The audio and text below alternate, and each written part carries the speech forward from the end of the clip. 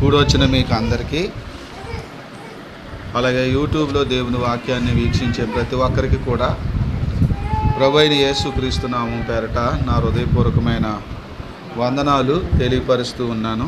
ఈరోజు దేవుని యొక్క వాక్యము సందేశము చాలా ఆసక్తికరంగా ఉంటుంది.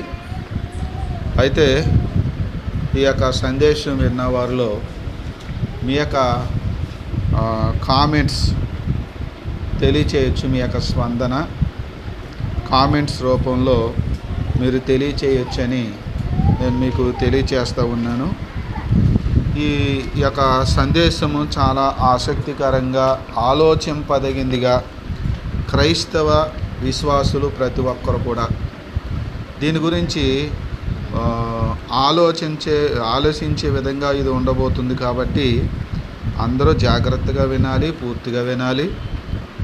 అంతేకాకుండా మీ యొక్క అమూల్యమైన సలహాలు లేదా మీ కామెంట్స్ రూపంలో తెలియచేయొచ్చని ప్రభు పేరట మనవి చేస్తున్నాను. మన మధ్యన యూట్యూబ్లో ఒక సందేశాన్ని ఒక దైవజనుడు చెప్పగా వింటూ ఉన్నాను. ఆ సందేశం విన్న తర్వాత నేను ఒక కామెంట్ చేశాను. ఏంటంటే, సాతాను కొంతమందిని పుట్టిస్తాడో లేదో సరైనటువంటి ఆధారం లేదు, కానీ మనుషుల సావుకి సాతాను కూడా కారణమవుతాడు అని చెప్పాను. ఏంటండి, మనుషులు పుట్టడానికి కారకుడు సాతాను అయి ఉంటాడో లేదో సరైన ఆధారం లేదు, కానీ మనుషుల సావుకు మాత్రం సాతాను కారకుడై ఉంటాడు అని ఒక కామెంట్ చేసి, దాని కింద ఉదాహరణగా యోబు యొక్క పిల్లలు వారి యొక్క మరణాన్ని గురించి నేను ప్రస్తావించాను. ఆ తర్వాత ఆ కామెంట్ని అనుసరించి ఎవరో ఒక సహోదరుడు మోహన్ ఏదో పేరు ఉంది, రామ్మోహన్ ఏదో పేరు, అతను చాలా కామెంట్లు పెట్టాడు, వాదోపవాదాలు పెట్టుకుంటూ వచ్చాడు. ప్రియులారా, నేను చెప్పేటువంటి మాటలు జాగ్రత్తగా వినండి, ఆలోచించండి. ఈ లోకమంతటిని, ఈ మనుషులందరినీ కూడా ఎవరు సృష్టించారు?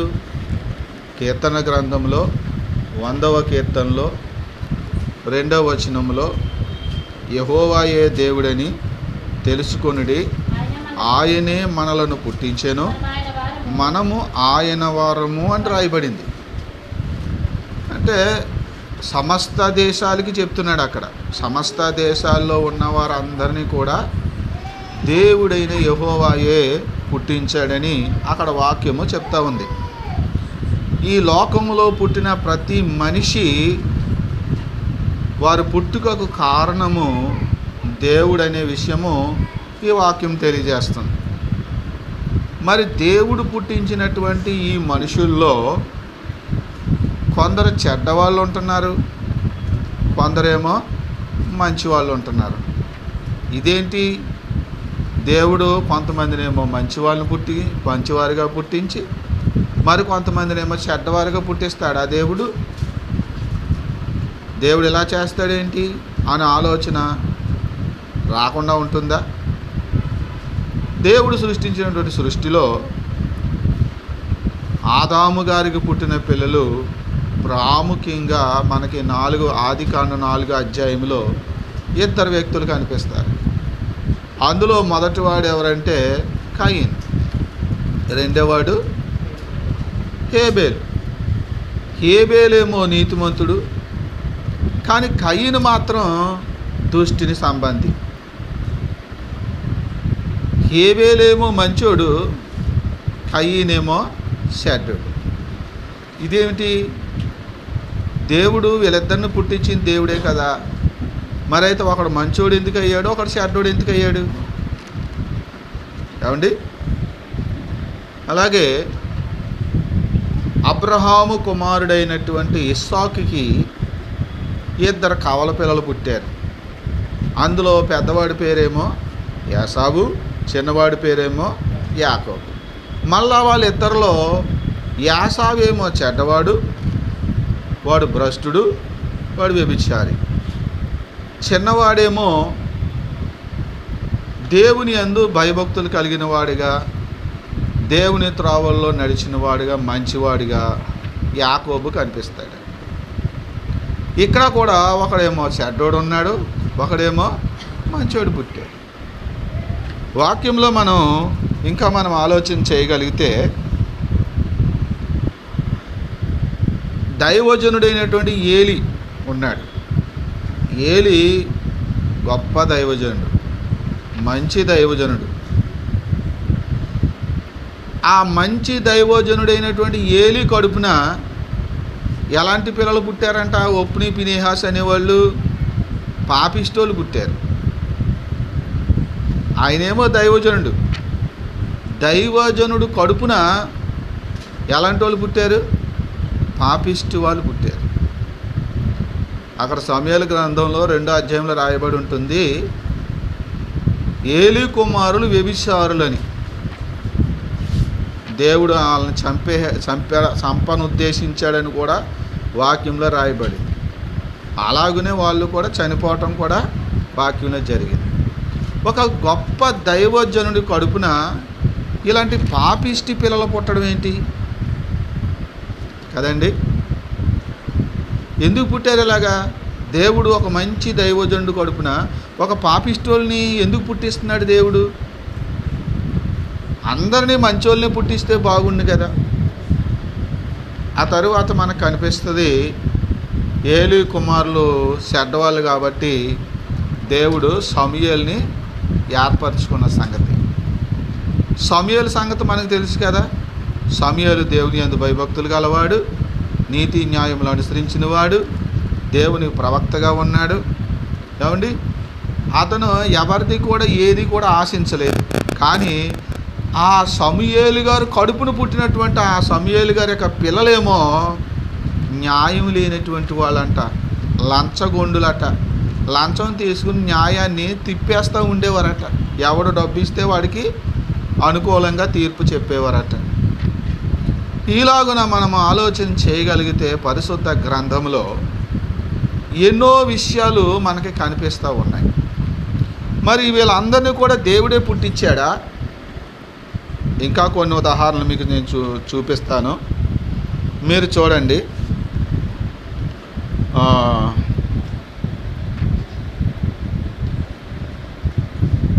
వాక్యములో మనం కొన్ని మాటలు చూస్తే యోహాను పత్రిక, 1 యోహాను పత్రిక 5వ అధ్యాయము 18వ వచనం మనం ఆలోచించవలసిన విషయం.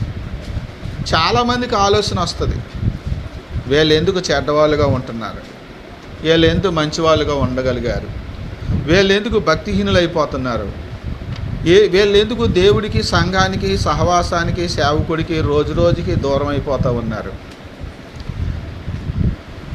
కొన్ని పాపాలు, కొన్ని లోపాలు, కొన్ని తప్పిదాలు మరలా వీళ్ళు ఎందుకు చేస్తున్నారు? వాక్యం ఇంత క్లియర్గా చెప్తూ ఉన్నప్పటికీ, నడిపించే దైవ సేవకులు ఎంత పర్ఫెక్ట్గా ఉన్నప్పటికీ, ఇంత రోషం కలిగి సంఘాన్ని నడిపిస్తూ ఉన్నప్పటికీ కూడా కొంతమంది ఇంకా తప్పులు ఎందుకు చేస్తున్నారు, కొంతమంది ఎందుకు పాపాలు చేస్తున్నారు అని మనం ఆలోచన చేస్తే బైబిల్లో చాలా ఆసక్తికరమైన విషయం మనకు బయటపడుతుంది. అసలు ఎందుకు కొంతమంది చెడ్డవాళ్ళుగా పుడుతున్నారు, చెడ్డ పనులు చేస్తున్నారు, నరకానికి కూడా వాళ్ళు పోతున్నారు అనేది మనం ఆలోచన చేస్తే, యోహాను రాసినటువంటి 1 పత్రిక 5వ అధ్యాయము 18వ వచనంలో ఏమని రాయబడింది? దేవుని మూలముగా పుట్టి ఉన్న వాడెవడును పాపము చేయడని ఎరుగుదుము. మీకు అర్థమైంది మాట? ఎవరంటే వాళ్ళు దేవుని మూలంగా పుట్టారట.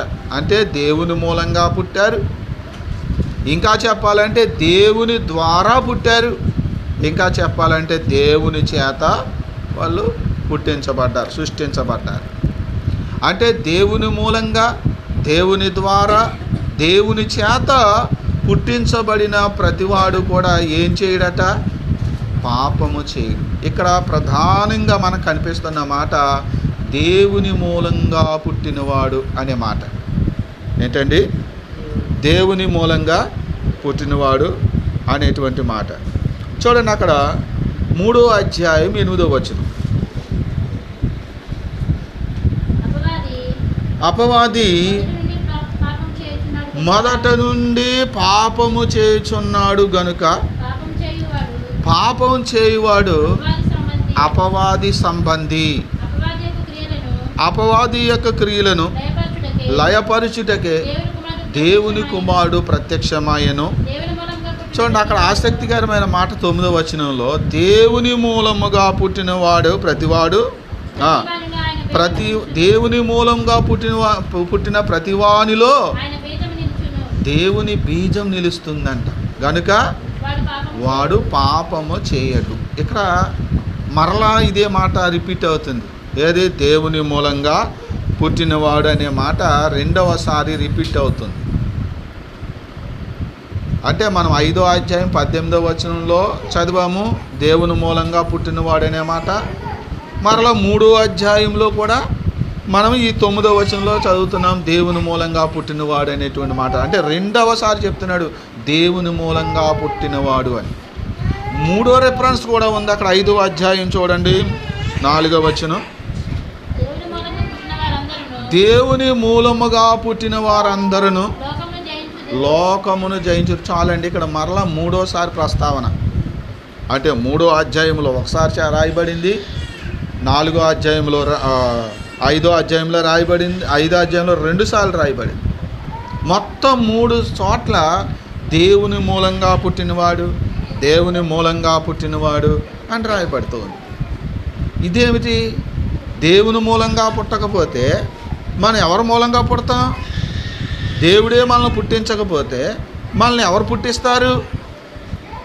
ఏమండి, మనల్ని ఎవరు పుట్టిస్తారు? మన పుట్టుకకు కారణం దేవుడు కాకపోతే ఇంకెవరు? అంటే వాక్యము చదువుతూ ఉన్నప్పుడు మనకు ఒక విషయము, ఒక డౌట్ వస్తుంది. ఏంటంటే ఈ లోకములో పుట్టిన వారందరిలో కొంతమంది దేవుని ద్వారా మాత్రమే కాకుండా, దేవుని మూలంగా కాకుండా ఇంకా మరెవరో మూలంగా లేదా మరెవరో ద్వారా వాళ్ళు కూడా పుట్టారు అనేటువంటి అనుమానము, ఆలోచన ఇక్కడ కనిపిస్తూ ఉంది. ఇంకొక మాట చూపిస్తా. మత్తయి సువార్త 13వ అధ్యాయము 24వ వచనం చూడండి. మత్తయి సువార్త 13వ అధ్యాయం 24వ వచనం. ఆయన మరి ఒక ఉపమానము వారితో చెప్పెను. ఏమనగా, పరలోక రాజ్యము తన పొలములో మంచి విత్తనము విత్తిన ఒక మనిషిని పోలి ఉన్నది. మనుషులు నిద్రించుచుండగా అతని శత్రువు వచ్చి గోధుమల మధ్యను గురుగులు విత్తిపోయెను. మొలకలు పెరిగి గింజ పట్టినప్పుడు గురుగులు కూడా ఆగపడెను. అప్పుడు ఇంటి యజమాని దాసులు వచ్చి, అయ్యా నీవు నీ పొలములో మంచి విత్తనం విత్తితివి కదా, అందులో గురుగులు ఎక్కడి నుండి వచ్చితివని అడిగిరి. ఇది శత్రువు చేసిన పని అని అతడు వారితో చెప్పాడు. చూడండి, ఇక్కడ మనకు కనిపిస్తుంది యజమానుడేమో పొలములో మంచి గోధుమను విత్తాడు, కానీ శత్రువు వచ్చి మనుషులు నిద్రిస్తూ ఉండగా ఏమండి వాడు గురుగులు విత్తి వెళ్ళిపోయాడట. ఈ ఉపమానము యేసయ్య చెప్పారు. యేసయ్య చెప్పిన ఉపమానమే కానీ అది అబద్ధం అయితే కాదు. యేసయ్య చెప్పిన మాట ఏది కూడా అబద్ధమో కాదు. ఉపమానంలో కూడా నిజమే చెప్తాడు ఆయన. కనుక యేసుప్రభు వారి శిష్యులకి ఈ ఉపమానం అర్థం కాక వాళ్ళు అడిగారు. అడిగినప్పుడు ఆ కింద యేసుప్రభు చెప్తున్నాడు చూడండి 37వ వచనంలో, అందుకు ఆయన ఇట్లా మంచి విత్తనం విత్తినవాడు ఎవరంటండి? ఆయన మనుష్య కుమారుడు. మనుష్య కుమారుడు ఎవరో మనకు తెలుసు కదా. ఎవరైనా యేసు ప్రభువే. ఆ మనుష్య కుమారుడు ఎవరో? యేసు ప్రభువే. మంచి విత్తనం విత్తిన వాడేమో మనిషి కుమారుడు, పొలము లోకము. పొలమేమో లోకమంట. మంచి విత్తనములు రాజ్య సంబంధులు, అంటే దేవుని సంబంధులు. మంచి విత్తనాలేమో దేవుని సంబంధులు, గురుగులు దుష్టుని సంబంధులు. అర్థమైందండి ఇప్పుడు? దుష్టులేమో గురుగులేమో దుష్టుని సంబంధులు. వాటిని విత్తినవాడు, వాటిని విత్తిన శత్రువు ఎవరంట? అపవాదంట. అపవాదంటే ఎవరు? పుట్నోట్లో రాయబడింది అక్కడ, సాతాను. సాతానే విత్తాడట గురుగుల్ని. పొలమేమో లోకము, విత్తనాలేమో మనుషులు. పొలమేమో లోకము, విత్తనాలేమో మనుషులు. మంచి వాళ్ళేమో గోధుమలు, చెడ్డవాళ్ళేమో గురుగులు. పొలము లోకము, పొలములో విత్తనాలు విత్తిందేమో మనిషి కుమారుడు. ఆయన మంచి విత్తనాలు విత్తితే సైతాను కూడా వచ్చి అదే పొలములో అదే లోకములో ఏమెత్తిపోయాడంట? దుష్టులైన వారిని, గోధుమలను విత్తి వెళ్ళిపోయాడు అని వాక్యం ఇక్కడ చెప్తారు. అంటే మనకు అర్థమవుతుందా? ఈ లోకములో కొందరు మంచివాళ్ళు, కొందరు చెడ్డవాళ్ళు. ఎందుకు ఇలా జరుగుతుంది? ఎంత చెప్పినా, ఎంత బుద్ధి చెప్పినా, ఎంతగా వాళ్ళని నడిపిందామన్నా వాళ్ళు కరెక్ట్గా నడుచుకోవట్లేదు. దేవుని మాటలకు లోబడట్లేదు, చెడుతనాన్ని విసర్జించట్లేదు. ఒక యాసావులాగనో, ఒక కయీనులాగనో, ఒక ఒప్ని పినేస్ లాగునో, లేకపోతే ఒక సమూయేలు గారి యొక్క అన్యాయస్తులైనటువంటి కుమారుల్లాగనో, ఇలా రకరకాలైనటువంటి వ్యక్తులుగా మనుషులు మనకి కనిపిస్తూ ఉన్నారు.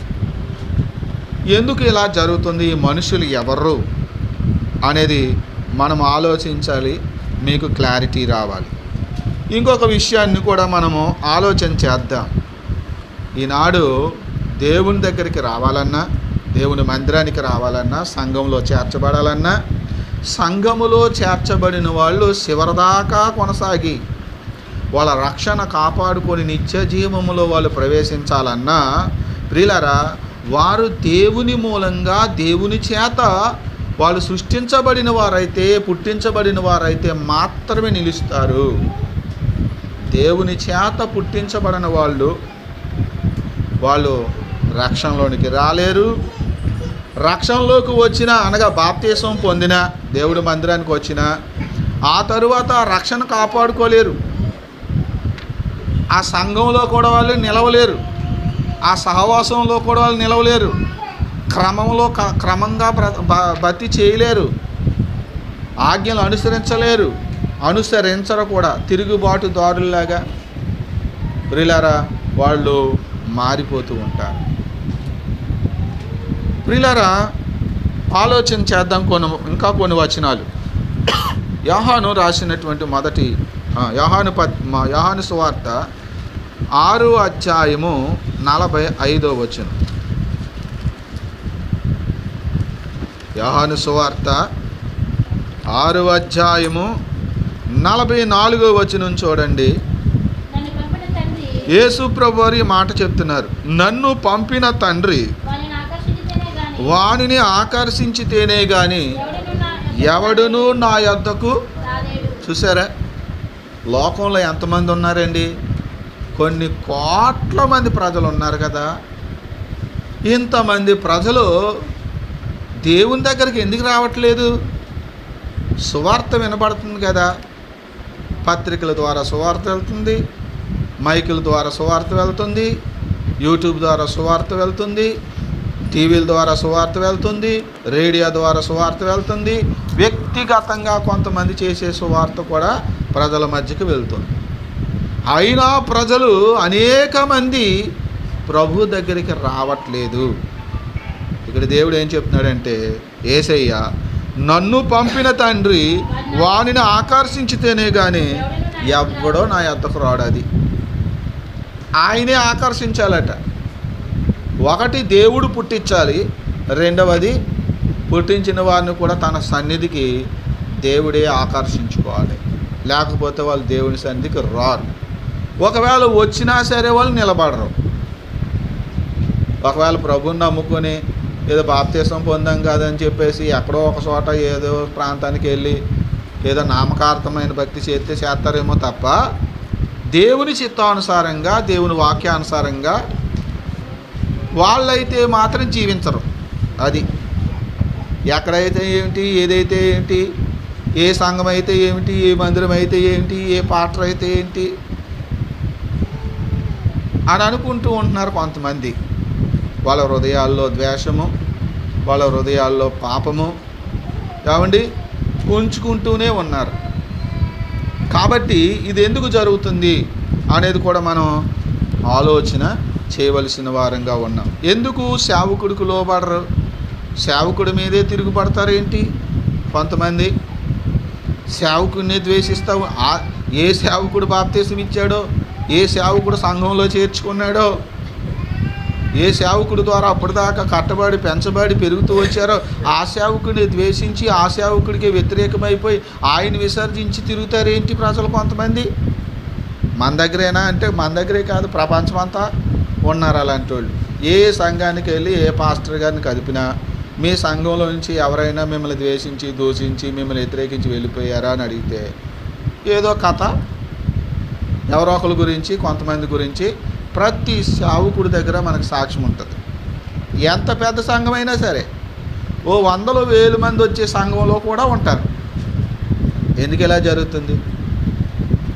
ఆలోచన మనం చేయాలి. దేవుడు పిలిచాడు, దేవుడు రక్షణలోనికి నడిపించాడు, ఒక దైవ సేవకుడి దగ్గరికి తీసుకొచ్చి ఆయనకు అప్పగించాడు.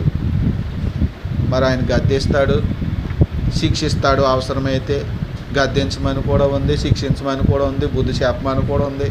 ఆదరించేటప్పుడు ఆదరిస్తాడు, ప్రేమించేటప్పుడు ప్రేమిస్తారు, అన్నీ ఉంటాయి కదా. మరి అన్నీ ఉంటే ఏదో ఒక విషయంలోనే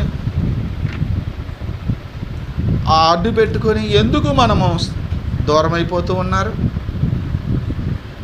ఆలోచింపదగిన విషయమే కదా. చూడండి ఇంకొక మాట,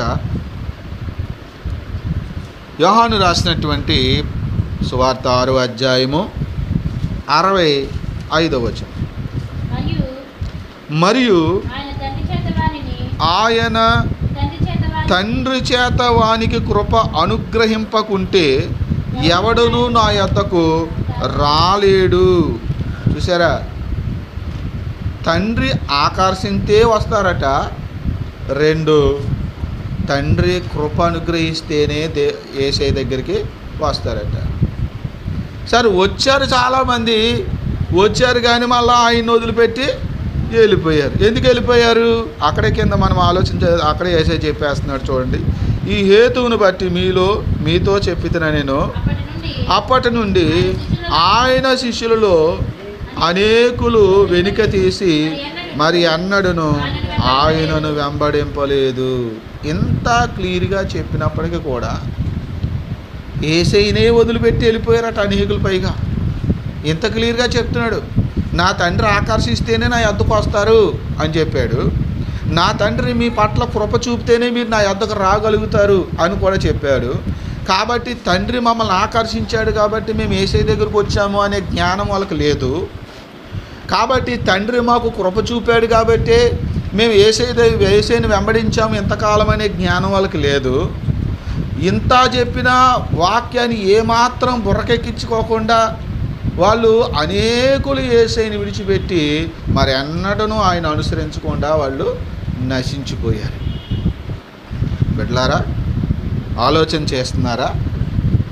ఇంకొక మాటను చూడండి, మత్తయి సువార్త 15వ అధ్యాయము 13వ వచనం. మత్తయి సువార్త 15వ అధ్యాయము 13వ వచనం చూడండి. ఆయన పరలోకమందున్న నా తండ్రి నాటని ప్రతి మొక్కయు పెళ్ళగింపబడును.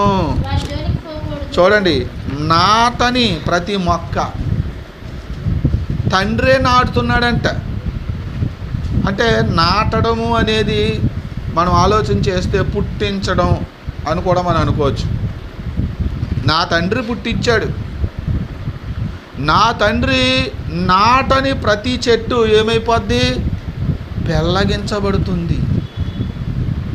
అంటే అప్పుడు దాకా ఉన్నావు మొక్క ఉండి మొలిచి కాస్త ఎంతో కొంత పెద్దదయ్యింది. కానీ ఏమైందంట?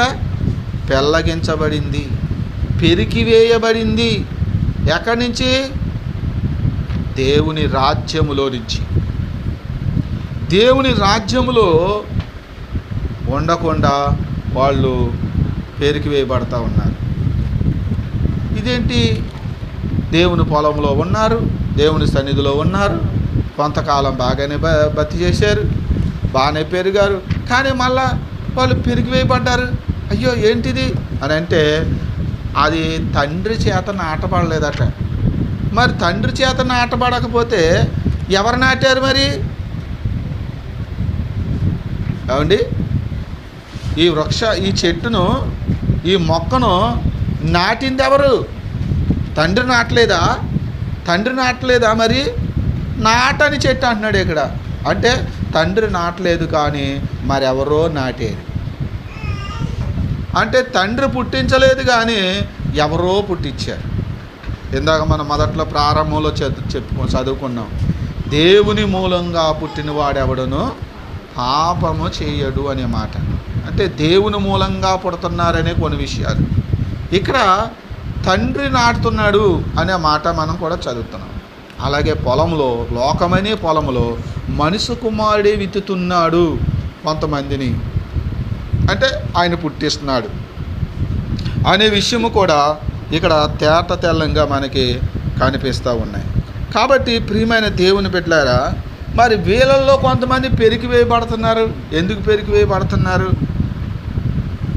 అని అంటే, పరలోక రాజ్యంలో దేవుడు మన కొరకు సిద్ధపరిచిన నూతన యెరూషలేము పరిశుద్ధ పట్టణం. మనమందరము ఆ పరలోకం కోసమే మనం ఎదురు చూస్తూ ఉన్నాం. ఆ పరలోకంలో క్రీస్తు సంఘం లేక దేవుని సంఘం లేక దేవుని రాజ్య సంబంధులు అందులో ఉండబోతున్నారు. వాళ్ళ కోసం మాత్రమే దాన్ని దేవుడు నిర్మించాడు. అది పెండ్లి కుమార్తెలాగా తాను అలంకరించుకుందంట. సంపూర్ణంగా చక్కగా సర్వాంగ సుందరంగా ఆ పట్టణము నిర్మించబడింది. అది పరలోకము నుండి దిగి వస్తున్నట్లుగా భక్తుడైనటువంటి యోహాను గారు ఆయన దర్శనంలో చూశారు. ఆ పట్టణంలోనికి రాకుండా దేవుడే అభ్యంతరకరమైనటువంటి మొక్కల్ని కొంతమందిని పెరికివేస్తాడు. ఏం చేస్తాడు? పెరికివేస్తాడు. అందరినీ దేవుడు అక్కడికి చేర్చుకోడు. ఇంకా మనకు ఒక మాట రాయబడింది, ఒక మాట మీకు చూపిస్తాను చూడండి. రోమీయులకు రాసిన పత్రిక 9వ అధ్యాయము 33వ వచనం. 9వ అధ్యాయము 33వ వచనం.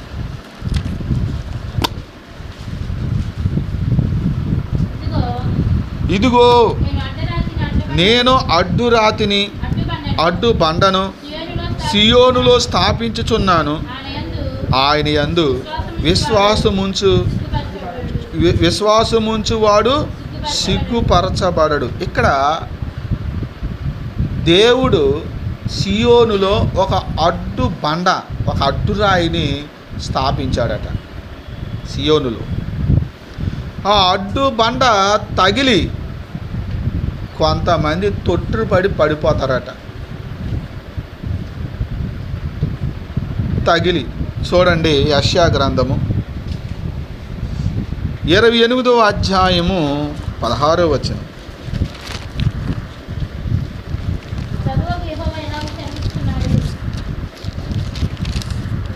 ప్రభువగు యెహోవా ఈలాగు సెలవిచ్చుచున్నాడు,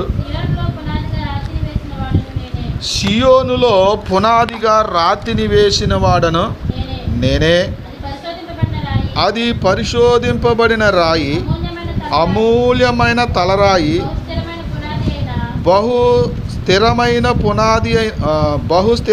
పునాది అయిన మూలరాయి ఉన్నది. విశ్వసించువాడు కలవరపడ్డు.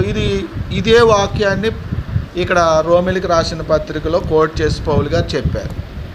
ఆ రాయి యందు లేక ఆ బండ యందు విశ్వాసం ఉంచివాడు ఎవడు సిగ్గుపడడు లేక కలవరపడడు అని చెప్తున్నాడు. అయితే అక్కడ మనము యెషయా గ్రంథము 8వ అధ్యాయం 14వ వచనం కూడా చూడండి. ఆయన ఏం చెప్తున్నాడు? 8వ అధ్యాయము 14వ వచనం. అయితే ఆయన ఇశ్రాయేలు యొక్క 2 కుటుంబములకు తగులు రాయిగాను అభ్యంతరము కలిగించు బండగాను ఉండును. యెరూషలేము నివాసులకు బోనుగాను చిక్కుల వలగాను ఉండును. అనేకులు వాటికి తగిలి తొట్టిల్లి పడి కాళ్ళు చేతులు విరిగి చిక్కబడి పట్టబడుదురు. అంటే కొంతమంది తొట్టిల్లిపోతారట. యేసుక్రీస్తును చూసి కొంతమంది తొట్టిల్లి పడిపోయే అవకాశం కూడా ఉంది. అంటే దేవుడి రాజ్యంలోనికి దేవుని చిత్తం కానటువంటి, ఆయన సృష్టించినటువంటి, ఆయన ఏర్పరచుకోలేనటువంటి వారెవ్వరు కూడా ఆ సియోను పట్టణానికి రాకుండా, పరలోకంలో ఉన్న సియోను పట్టణానికి రాకుండా ఆయన అడ్డుబండ కూడా వేసాడు. ఆ అడ్డుబండ తగిలి కొంతమంది తొట్టు పడతారు. వాళ్ళు ఎవరు ఆయన అందు విశ్వాసం ఉంచరు. కానీ విశ్వాసం ఉంచి కూడా కొంతమంది వెనక తిరిగి వెళ్ళిపోతారు. కొంతమంది నాటబడి కూడా పెళ్ళగించబడుతున్నారు. ఇవన్నీ మనం ఆలోచన చేస్తే ఏమిటి ఇక్కడ మనకు జరుగుతున్నది అంటే 2 విషయాలు ఆలోచింపదగ్గిగా ఉన్నాయి. ఒకటి, దేవుడు పుట్టిస్తున్నాడు. 2, దేవుడు కాకుండా మరెవరో మనుషులను పుట్టిస్తున్నారు. దేవుడు కూడా కొంతమందిని పెళ్ళగించేస్తున్నాడు. మరెవరో కూడా దేవుని యొక్క రాజ్యంలో ఉండకుండా మనల్ని పెళ్ళగించేస్తున్నారు. ఈ 2 విషయాలు మనకి బైబిల్ ఆలోచన చేస్తే మనకు అర్థమవుతుంది. దీన్ని బట్టి మనం ఇంకా ఆలోచన చేస్తే, నేను మొన్న మీకు చెప్పాను కదా, కామెంట్ పెట్టాను అని, సాతాను మనుషులను పుట్టిస్తాడో లేదో సరైన ఆధారం లేదు. కానీ మనుషుల సావుకు మాత్రం సాతాను ప్రేరేపిస్తాడు, సాతాను కారకుడు అవుతాడు అనే విషయాన్ని చెప్పాను. అందులో మీరు ఆలోచన చేయండి. అవును, ఈ లోకంలో కొంతమంది మరణానికి, కొన్ని ప్రమాదాలకి ఏమండి సాతాను కారకుడిగా ఉంటున్నాడు. ఉదాహరణకు ఒక ఉదాహరణ చెప్పి నేను ముగిస్తాను. ఏంటంటే యోహాను సువార్త 13వ అధ్యాయము 2వ వచనంలో ఒక మాట చదువుదాం. యోహాను సువార్త 13వ అధ్యాయము 2వ వచనం. యేసు ప్రభువారును ఆయన శిష్యులను పస్కా పండుగ రోజున పస్కాను భుజించడానికి భోజనాన్ని కూర్చున్నారట. వారు భోజనము చేయుచుండగా ఆయనను అప్పగింపవలనని సీమోను కుమారుడగు ఇస్కరియోతు యోధా హృదయములో అపవాది ఇంతకుముందు ఆలోచన పుట్టించి ఉండెను.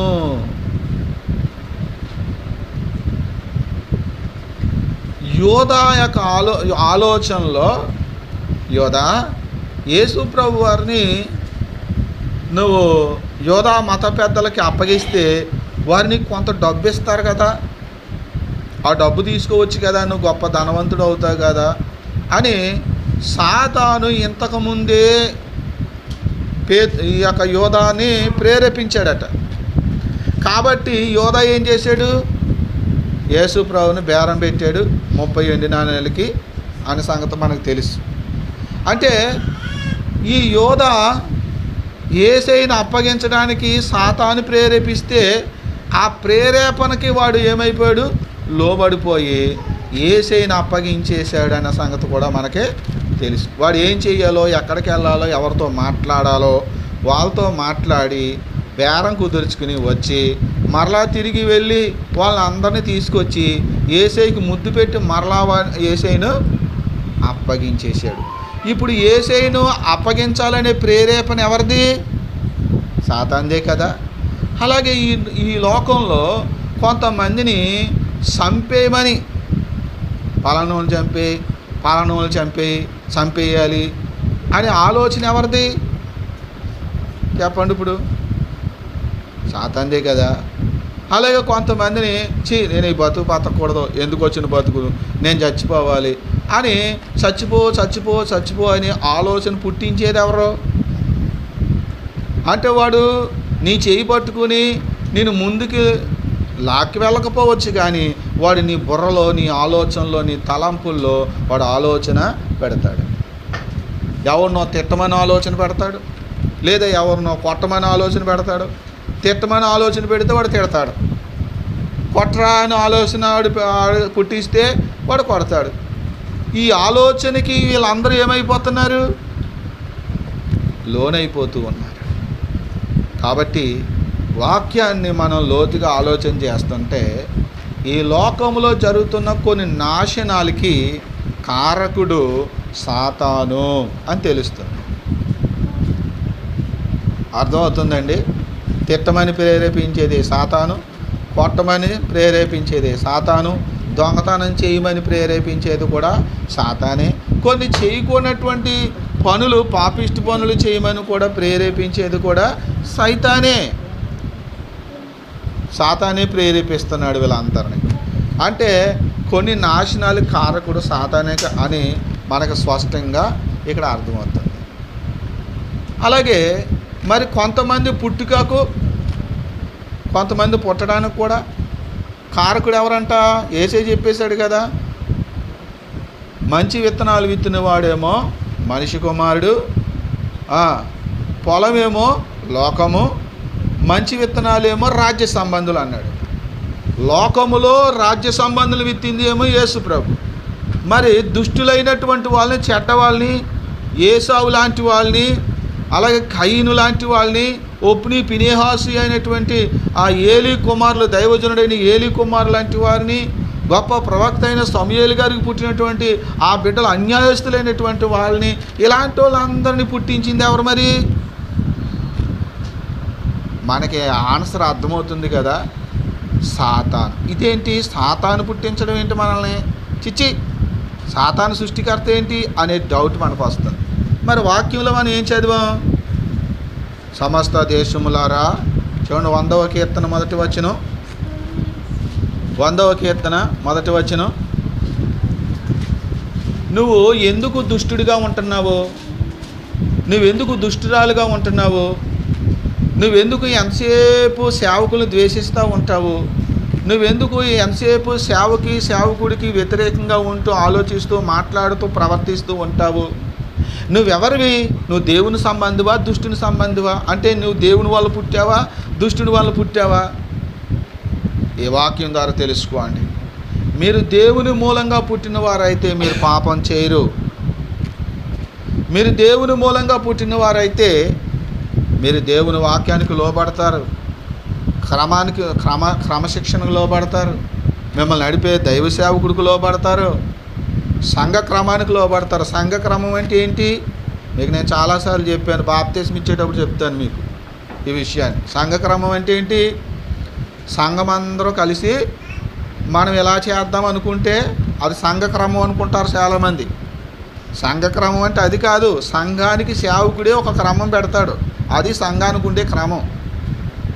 ఈవేళ మనం అందరం కలిసి కూటం పెట్టుకుందామే అని మీరందరూ అనుకుంటే మీరు కూటం పెట్టుకునేది అది క్రమం కాదు. ఈవేళ మనం ఫలానా తారీఖున కూటం పెట్టాలనుకుంటున్నాను నేను, ఆ రోజు కూటం పెట్టుకుందాము, అందరు రావాలని క్రమం పెట్టేది ఆయన. కాపరి, సంఘాన్ని నడిపించేది నాయకుడు ఆయన. ప్రథమ కాపరి యేసుక్రీస్తు కనపడ్డ ఆయన మనకి ప్రత్యక్షంగా కనపడేది దేవుని సేవకుడు మాత్రమే. మరి ఈ సేవకుడి క్రమానికి నువ్వు లోబడవే. ఆయన మీద అసూయ పడిపోతూ ఉంటారు కొంతమంది, ఏమంటే ఆయన ద్వేషిస్తూ ఉంటారు, దూషిస్తూ ఉంటారు, చెడ్డ ప్రసారం చేస్తూ ఉంటారు, వాళ్ళ పనులకు ఆటంకం కలిగిస్తూ ఉంటారు, వాళ్ళ పేరు చెడ్డదని చెప్పి ప్రసారం చేస్తూ ఉంటారు. ఏంటి ఇలా జరుగుతుంది? అసలు వాళ్ళు ఆ సంఘ విశ్వాసులేనా? ఆ సేవకుడు ఆ సంఘానికి చెందినలేనా? పాస్టర్ గారు బిడ్డలేని వాళ్ళు అయితే అలా చేస్తున్నారు ఏంటి వాళ్ళు అని ఆలోచన మీకు వస్తుందా బిడ్డలారా? చదవండి అక్కడ, సమస్త దేశములారా యెహోవాకు ఉత్సాహధ్వని చేయుడి, సంతోషముతో యెహోవాను సేవించుడి, ఉత్సాహగానము చేయుచు ఆయన సన్నిధికి రండి. యెహోవాయే దేవుడని తెలుసుకొనుడి, ఆయనే మనలను పుట్టించెను. చూడండి, ఇంక చాలండి అక్కడ. ఆయనే మనలను పుట్టించెను సమస్త దేశములారా అన్నాడు పైన. ఆ కింద ఏం చెప్తున్నాడు? యెహోవాయే మనల్ని పుట్టించాడు అని. మరి దేవుడే పుట్టిస్తే ఈ చెడ్డ వాళ్ళందరూ ఎలా వచ్చారు అంటే, ప్రతి వారి పుట్టుకకు కారణము దేవుడు మాత్రం కాదు అని మనకి ఈ వచనాలు బట్టి అర్థమవుతుంది. అయితే ఒక విషయం ఏంటంటే, దేవుని అనుమతి ఉంది. ఈ లోకంలో దేవుని అనుమతి లేకుండా, అంటే దేవునికి తెలియకుండా అందరూ పుట్టలేదు. ఒక వచనం మీకు చూపిస్తాను. కీర్తనల గ్రంథం 119వ కీర్తన 13వ వచనం చూడండి. 139వ కీర్తన 139వ కీర్తన 139వ కీర్తన 13వ వచనం. నా తల్లి గర్భమందు నా అంతరింద్రియములను నీవే కలుగజేసితివి. నా తల్లి గర్భమందు నన్ను నిర్మించిన వాడవు. చూడండి, ఇది పెద్ద విచిత్రమైన మాట ఇది కాదు కదా. మనం అందరం ఎలా పుట్టాము? తల్లి గర్భంలోనే కదా. ఏమండి, మన తల్లి గర్భంలోనే పుట్టాం. ఇక్కడ కూడా రాయబడింది అదే, తల్లి గర్భంలోనే నన్ను నిర్మాణం చేసేవని. కానీ అక్కడ కింద మనం చదివితే 16వ వచనంలో ఒక మాట, విచిత్రమైన మాట 15వ వచనంలో ఉందో చూడండి. నేను రహస్యమందు పుట్టిన నాడు భూమి యొక్క అగాధ స్థలములలో విచిత్రముగా నిర్మింపబడిన నాడు. చాలండి, ఇక్కడ ఇంకో మాట ఏంటంటే, భూమి యొక్క అగాధ స్థలములలో. భూమి అంటే మనకు ఎంత ఉన్నది కదా భూమి. ఈ భూమి యొక్క ఎంతవరకైతే ఉందో ఈ లోకములో ఎక్కడో ఒక ప్రత్యేకమైన స్థలం కూడా ఉందట. అది అగాధ స్థలం. ఏంటండి? ఒక అగాధ స్థలం ఉందంట. అది కూడా స్థలమే, భూమి యొక్క స్థలం అది. కాకపోతే అక్కడ అంతా అగాధం, మనకి కనిపించదు. మనిషికి కనిపించినటువంటి ఏదో ఒక స్థలం ఉందంట. అది అగాధ స్థలం అని ఇక్కడ రాయబడింది. అక్కడ నిర్మాణం జరుగుతుందంట. అదేంటి? మనం నిర్మించబడింది తల్లి గర్భంలో కదా. మరి అగాధ స్థలం, భూమి యొక్క అగాధ స్థలంలో అక్కడెక్కడో నిర్మాణం ఎలా జరుగుతుంది అని ఆలోచన చేయగలిగినప్పుడు ఇక్కడ 2 విషయాలు అర్థమవుతున్నాయి. ఏంటంటే, ఒకటి శరీరము, రెండవది ఆత్మ. బైబిల్లో రాయబడి ఉంటుంది, శరీరము నిష్ప్రయోజనము, ఆత్మ కేవలము జీవింపజేస్తుంది అని రాయబడి ఉంటుంది. అంటే 2 వేరు చేస్తున్నాడు. శరీరాన్ని, ఆత్మను వేరు చేస్తున్నాడు. శరీర సంబంధులు, ఆత్మ సంబంధులు అని అంటాడు వాక్యంలో కదండి. శరీర సంబంధులు, ఆత్మ సంబంధులు అనే మాట కూడా మనం బైబిల్లో చదువుతున్నాం. ఇక్కడ ఆలోచన చేస్తే మనందరి యొక్క శరీరము తల్లి గర్భంలోనే నిర్మాణం అవుతుంది కదా. 9 నెలలు పూర్తయిన తర్వాత మనము సంపూర్ణ అవయవాలన్నిటితో మనము జన్మిస్తూ ఉన్నాం. ఇది అందరికీ తెలిసిన విషయం. కానీ మరి భూమి యొక్క అగాధ స్థలంలో నిర్మాణం అయ్యేది ఏంటి అని ఆలోచన చేసినప్పుడు, ప్రియులారా, శరీరము తల్లి గర్భంలో నిర్మాణం అయితే ఆత్మ భూమి యొక్క అగాధ స్థలంలో నిర్మాణం జరుగుతుంది. అంటే ఆత్మ సృష్టించబడుతుంది. శరీరమేమో తల్లి గర్భంలో సృష్టించబడుతుంది, ఆత్మేమో భూమి యొక్క అగాధ స్థలంలో నిర్మించబడుతుందని బైబిల్ పండితులు తేల్చి చెప్తూ ఉన్నారు. ప్రియులారా, ఆలోచించేయండి. అంటే ఈ ఆత్మలు తయారు చేసేటువంటి ఒక స్థలం ఉంది. శరీరమేమో అమ్మ గర్భంలో తయారైపోతుంది, కానీ ఆత్మ మాత్రము తయారవుతుంది. అంటే శరీరము సృష్టించబడింది, ఆత్మ కూడా సృష్టించబడింది. మీరు గుర్తుపెట్టుకోండి, మనమందరము సృష్టించబడిన వాళ్ళమే తప్ప మనం ఎవరం కూడా స్వయంభవులము కాదు. దేవదూతలే కానీ, మనుషులే కానీ ఎవ్వరు కూడా స్వయంభవులు కాదు. స్వయంభవుడు ఎవరు? దేవుడు మాత్రమే. ఆయనకు తనంతట తానే ఉన్నాడు. కానీ మనమందరము దేవుని ద్వారా, దేవుని మూలంగా మనము జన్మిస్తూ ఉన్నాం. అదేంటి అక్కడ తయారవటం ఏంటి?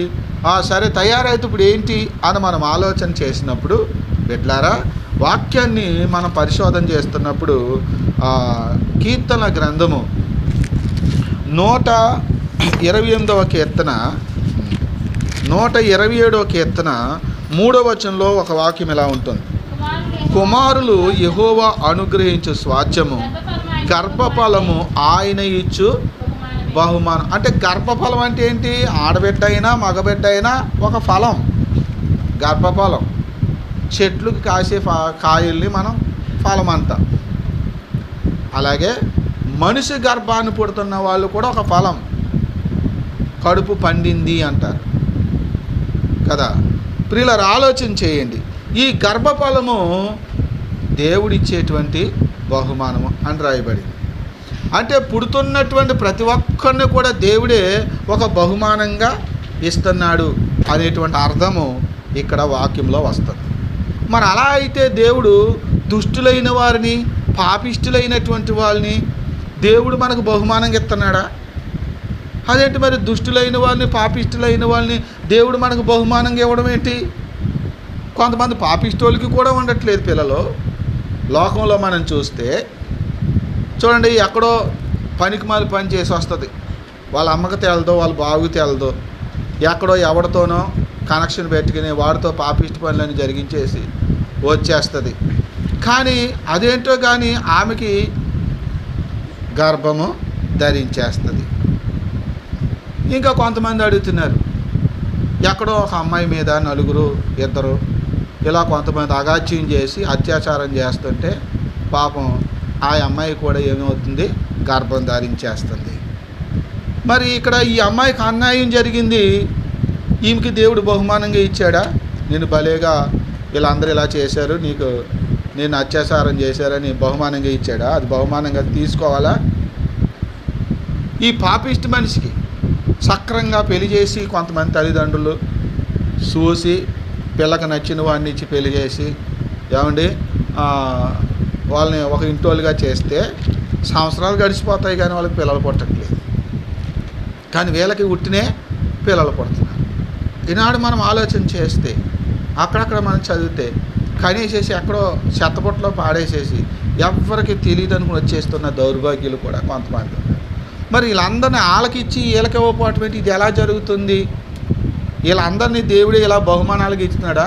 పోనీ మంచి వాళ్ళకి ఇస్తాడంటే పర్వాలేదు, పాపిష్టోళ్ళకి కూడా దేవుడు ఇస్తున్నాడా అనే ఆలోచన ఈనాడు చాలా మందిలో ఉంటూ ఉంది.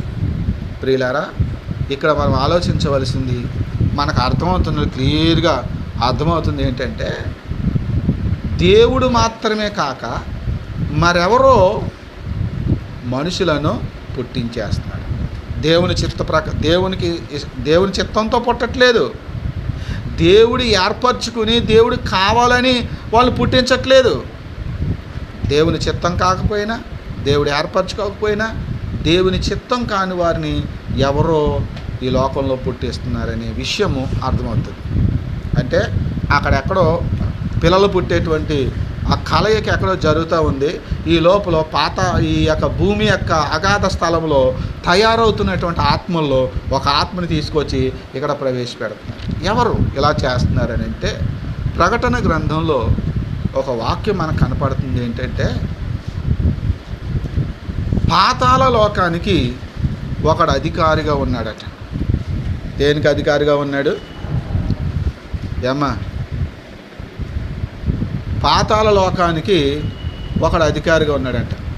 వాడెవరు? సాతాను. హల్లెలూయా. మరి దీనినే మనం నిర్ధారించడానికి సరైన ఆధారాలు లేవు అన్నాను నేను. కానీ ఆధారాలు అయితే ఉన్నాయి కదా, కొన్ని ఆధారాలు ఉన్నాయి. కానీ వాటిని మరింత క్లియర్గా మనం నిర్ధారించడానికి సరైన ఆధారము దొరకట్లేదు మనకి. ఒకడేమో దుష్టుడు విత్తుతున్నాడు అని రాయబడింది, దుష్టుడు నాటుతున్నాడని కూడా తెలుస్తుంది. దేవుడు నాటలేదు, కానీ మరి ఎవరు నాటారు? దుష్టుడే నాటాడు. దేవుడు విత్తలేదు, మరి ఎవరు విత్తారు? దుష్టుడే విత్తాడు. దేవుడు ఇలాంటి దుష్టులను పుట్టించలేదు. మరి ఎవరు పుట్టించారు? దేవుని మూలంగా పుట్టిన వాడెవడో పాపం చేయడని రాయబడింది. మరి దేవుని మూలంగా పుట్టినవాడు పాపం చేయడం అన్నప్పుడు మనమందరము దేవుని చేతే పుట్టించబడితే మనలో కొంతమంది ఎందుకు పాపం చేస్తున్నారు? ఒక విషయం ఏంటంటే, దేవుని వాక్యం వినకముందు, దేవుని దగ్గరకు రాకముందు ఒకవేళ పాపం చేస్తే చేసి ఉన్నాం. ఎందుకంటే బైబిల్ ఏం చెప్తుంది? ఏ భేదము లేదు, అందరూ పాపం చేసి దేవుని మహిమను పొందలేకపోతున్నారు. నీతిమంతుడు లేడు, ఒక్కడును లేడు అని రాయబడింది. సరే, అప్పుడు ఎప్పుడో తెలియక మనం చేసాం. ఏమండి, ఇప్పుడు వాక్యం విన్నాము, దేవుని వాక్యం చేత మనం ఉపదేశించబడుతున్నాము, తప్పు అని తెలుసుకున్నాం. అయినా మరలా అదే తప్పు మళ్ళీ చేస్తున్నాం ఏంటి? మనం మళ్ళీ అదే తప్పు చేస్తున్నారేంటి? ఎందుకు ఇలా జరుగుతుంది అని అంటే, ఇక్కడ మనకి బైబిల్ ద్వారా మనకు అర్థమవుతుంది.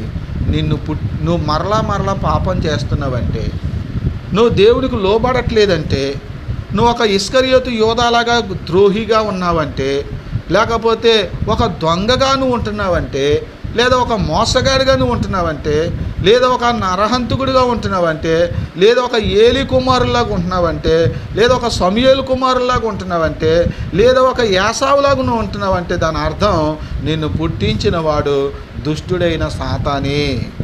అందుకనే వాక్యములు యేసుక్రీస్తు అంటాడు, మీరు మీ తండ్రి యగు అపవాది సంబంధులు, మీరు మీ తండ్రి యొక్క దురాశలను నెరవేర్చగోరుచున్నారు అని డైరెక్ట్గా యేసుప్రభు చెప్పాడు. అంటే మిమ్మల్ని కన్న తండ్రి ఎవరు? అనగా మిమ్మల్ని పుట్టించింది ఎవరు? సాతాను. అందుకే మీరు ఏం చేస్తున్నారు? పాపం చేస్తున్నారు, నన్ను కూడా ద్వేషిస్తున్నారు. నన్ను ద్వేషిస్తున్నారంటే దానికి కారణం అది, మీరు దుష్టుని సంబంధాలు కాబట్టి నన్ను ద్వేషిస్తున్నారు.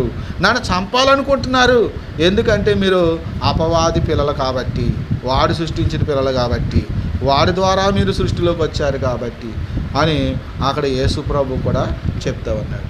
ఈ మాటలన్నీ మీరు ఆలోచన చేయండి. నీ క్రియల్లో నీలో మార్పు రావట్లేదా? నువ్వు మార్పు చెందలేకపోతున్నావా? ఎందుకు మార్పు చెందలేకపోతున్నావు? ఎందుకు మరలా నువ్వు పాపిష్టి పనులు చేస్తున్నావు? నువ్వు మరలా ఎందుకు తిరుగుబాటుదారుగా ఉన్నావు? ఎందుకు నీకు లోబడే మనసు ఉండట్లేదు? ఎందుకు నీకు విధేయత ఉండట్లేదు? ఎందుకు నీకు భయం ఉండట్లేదు? ఎందుకు నీకు భక్తి ఉండట్లేదు?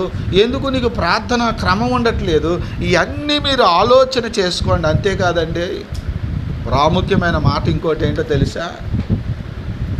ఎవరు దేవుని ఆత్మ చేత నడిపింపబడతారో వారు దేవుని కుమారులు అనబడతారు అని రాయబడింది. అంటే దేవుని ఆత్మ లేని వాళ్ళు కూడా చాలామంది ఉన్నారు. మరి వాళ్ళు ఎక్కడ ఉన్నారు? చర్చిల్లోనే ఉన్నారు. ఏ చర్చిలో ఉన్నారు? లోకంలో అన్ని చర్చిల్లోనూ ఎక్కడో ఒక చోట ఉంటానే ఉంటారు. ఎందుకు వీళ్ళు అందరూ వాడంటే, ఆత్మ లేనివాడు ఆయన వాడు కాదు. మరి ఆత్మ లేనివాడు ఆయన వాడు కాకపోతే వాడు ఈ లోకంలోకి ఎందుకు వచ్చాడు? ఎలా వచ్చాడు? వాడిని ఎవరు తీసుకొచ్చారు? వీళ్ళారా, మీరు సైతాను పిల్లలు కానా? మీరు దుష్టుని పిల్లలు కానా? అందుకే మీరు మరలా పాపంలో లోకంలో పడిపోతున్నారా? భక్తిహీనులు అయిపోతున్నారా? అన్యాయస్తులుగా అక్రమకారులుగా జీవిస్తున్నారా? ఒకసారి పరిశీలించుకోండి. ఎందుకంటే యుగ సమాప్తి వరకు ఇద్దరినీ పెరగనిస్తాడట. కానీ గురుగుల కంటే ముందుగా గోధుమలను కూర్చి ఆయన ఏం చేస్తాడంట? కొట్లో పోస్తాడు. తర్వాత గురుగులన్నిటిని తీసుకెళ్ళి అగ్గులో వేస్తాడు. వాక్యములో మనకి ప్రకటన గ్రంథం చాలా స్పష్టంగా చెప్పే ఒక విషయం ఏంటంటే, మొదటి పునరుత్థానం. ఏంటండి? మొదటి పునరుత్థానం. మొదటి పునరుత్థానంలో పాలు పొందిన వారందరూ ధన్యులు, వాళ్ళే పరలోకానికి వెళ్తారు. హల్లెలూయా. అర్థమైందండి? అంటే సంఘము ఎత్తబడుతుంది. మొదటి పునరుత్థానంలో ఎవరు ఎత్తబడతారండి? సంఘం. చనిపోయిన వాళ్ళు కూడా తిరిగి బతుకుతారు. ఇంకా అప్పటికింకా బతుకున్న వారిలో ఎవరు దేవుని బిడ్డలో వాళ్ళు ఆ వెనకాల ఆకాశ మండలానికి వెళ్ళిపోతారని పౌలు గారి ద్వారా దేవుడు తెలియపరుస్తూ ఉన్నాడు. మరి మిగతా వాళ్ళు గురుగులు వాళ్ళు ముందు గోధుమలు కూర్చబడినట్లుగా ముందు ఆయన వాళ్ళందరూ మధ్యాకాశానికి వెళ్ళిపోతారు. మధ్యాకాశానికి వెళ్ళని ప్రతివాడు కూడా గురుగే. ఆ గురుగులన్నీ కూడా దేవదూతలు తీసుకెళ్ళి ఎక్కడ పడేస్తారంట? అగ్గిలో వేసేస్తారు. మరి నువ్వు పునరుత్థానం చెందే స్థితిలో ఉన్నావా? పరిశుద్ధుల స్థితిలో మీరు ఉన్నారా? దేవుని యొక్క భయభక్తుల్లో క్రమంలో క్రమశిక్షణలో మీరు ఉన్నారా? ఇంకా అవినీతిపరుడిగానే లోకస్తురాల్లో కానీ మీరు జీవిస్తున్నారా? ఆలోచించుకోండి. జాగ్రత్త, భయభక్తులు కలిగి ఉండండి. చివరికి ఒక మాట హెచ్చరిక ఏంటంటే, వాక్యములో యేసుప్రభువు వారు చెప్పిన ఒక మాట, నేను మీలో మిమ్మల్ని 12 మందిని ఏర్పరచుకోలేదా? ఏంటండి? నేను 12 మందిని ఏర్పరచుకోలేదా? అయితే మీలో ఒకడు సాతాను అన్నాడు. దేవుడు 12 మందిని ఏర్పరచుకున్నాడంట. దేవుడు ఏర్పరచుకున్న వాళ్ళే దేవుని రాజ్య సంబంధులు. మొన్నటి వరకు ఏమి వింటా వచ్చాం? అమ్మగారు కూడా ఏ వాక్యం చెప్పారు మీకు? ఏర్పరచబడిన వారు గురించి చెప్పారు కదా. పిలువబడ్డారు కానీ ఏర్పరచబడిన వారు కాదు అని వింటా వచ్చారు కదా. మరి జగత్తు పునాది వేయబడక ముందే ఆయన మనల్ని క్రీస్తులో ఏర్పరచుకునే మాటలు మనం వింటూ వచ్చాం కదా. ఎట్లారా, అర్థమవుతుందా? మరి ఏర్పరచుకున్న వారిలో కూడా ఒకడు ఏమైపోయాడు? నశించిపోయాడు. ఎవడు వాడు? ఇస్కరియోతు యోధ. అంటే ఈ రాత్రి ఈ మాటలు వెంటనే మీ అందరికి ఒక హెచ్చరిక ఏంటంటే, మీరు దేవుని ద్వారా, దేవుని మూలంగా, దేవుని చేత సృష్టించబడి, దేవుని చేత ఏర్పరచబడిన వారైనప్పటికీ కూడా మీరు దుష్టునికి చోటిస్తే ఇస్కరియోతు యోధాలాగా, ఏర్పరచబడినటువంటి ఇస్కరియోతు యోధాలాగా ఏమైపోతారు? నశించిపోతారు. అలా మీరు నశించిపోకుండా ఉండడం కోసమే, మీ కళ్ళు తెరవబట్టడం కోసమే, మీరు జాగ్రత్త పడటం కోసమే ఈ రాత్రి ఈ వాక్యము మిమ్మల్ని హెచ్చరించాలని దేవుని చేత ప్రేరేపించబడి చెప్పబడుతున్న మాటలు ఇవి. హల్లెలూయా. అర్థమవుతుందా? ఓ, నేను ఏర్పరచబడిన వాడినే, నేను దేవుని సన్నిధిలోనూ ఉన్నానులే అని అంటే, ఇస్కరియోతు యోధాలా కూడా ఏర్పరచబడిన వాళ్ళు కూడా సాతాను చేత ప్రేరేపించబడి, శోధించబడి, సాతాను తలంపుల చేత వాళ్ళు శోధించబడి, ఆఖరికి దేవుని యొక్క ఏర్పాటు నుంచి వాళ్ళు తప్పిపోయి నశించిపోయే అవకాశము ఉన్నది. అలాంటి పరిస్థితి మీకు రాకుండా చూసుకోండి బిడ్డలారా. దేవుని చిత్తమైతే మరొక అంశంతో, మరొక విషయాలతో మరొకసారి మనం ధ్యానం చేద్దాం. ఈ యొక్క సందేశంలో మీకు ఏమైనా సందేహాలు ఉంటే మీరు కామెంట్ రూపంలో తెలియచేయండి. మనం అందరం కూడా వాక్యాన్ని ధ్యానిద్దాం. ప్రభు రాకడ కొరకు సిద్ధపడదాం. మనం రక్షించబడాలి, మన పరలోకం చేరాలి అనేదే దేవుని ఉద్దేశము, మా ఉద్దేశము అయి ఉన్నది. ప్రార్థన చేసుకుందాం.